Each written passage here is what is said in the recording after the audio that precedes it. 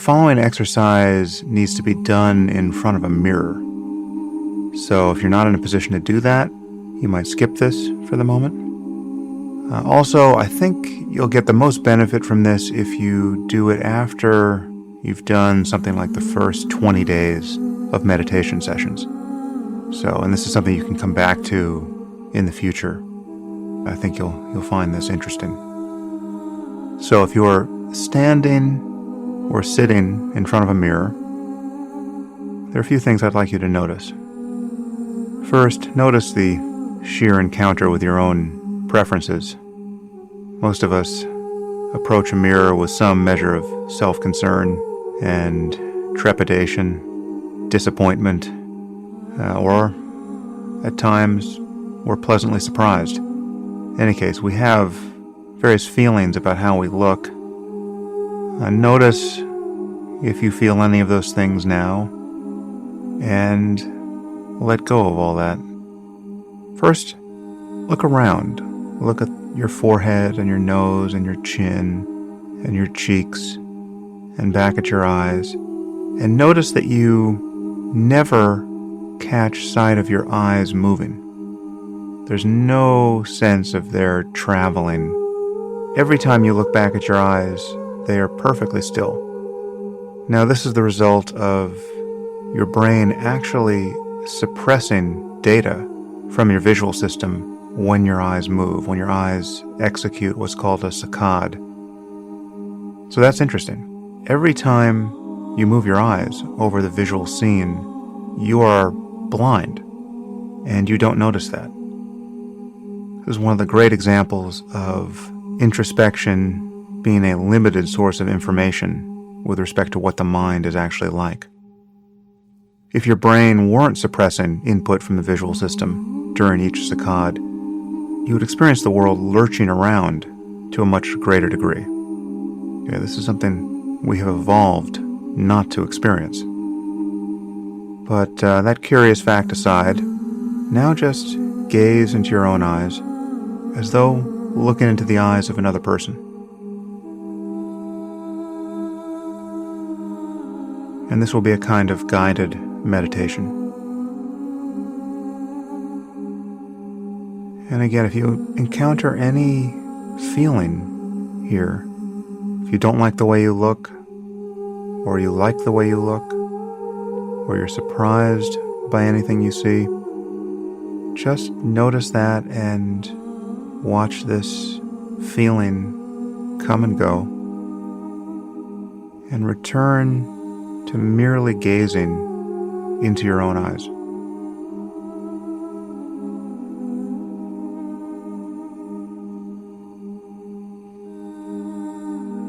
And as you do this, I'd like you to make your gaze very wide. In addition to taking in the sight of your face, take in the world.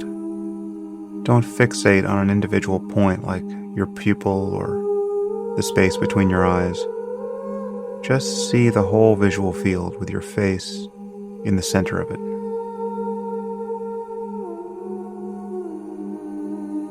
Now, if you're like most people, as you gaze at your face, you'll feel that you are on your own side, behind your face, looking across space at your reflection in a mirror. But I would have you notice now that there's only one face appearing here. The only face in evidence is the one in the mirror. Where your face is supposed to be, there's just the world. There's just this expanse of light and color and shadow. And the face you see in the mirror is the only face visible. If you doubt that, look for your face. Briefly, as you look across space at your reflection, look for the face you think you have. Look for the face you think you're behind. and see if any shift happens. Isn't there just the world? Isn't there just the face in the mirror?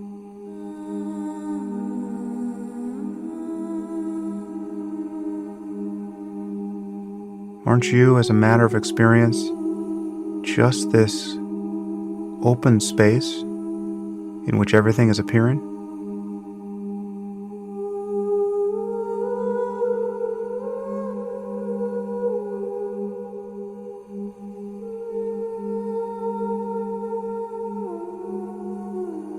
Again, look for yourself.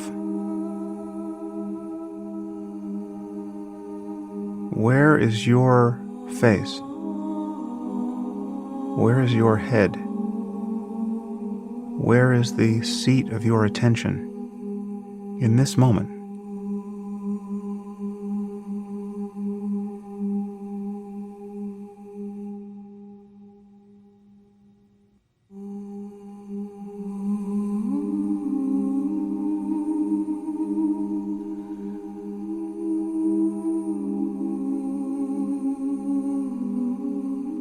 Now, if that exercise seemed totally inscrutable to you, I urge you to return to it after you have more experience with the guided meditations, because there really is something here to glimpse.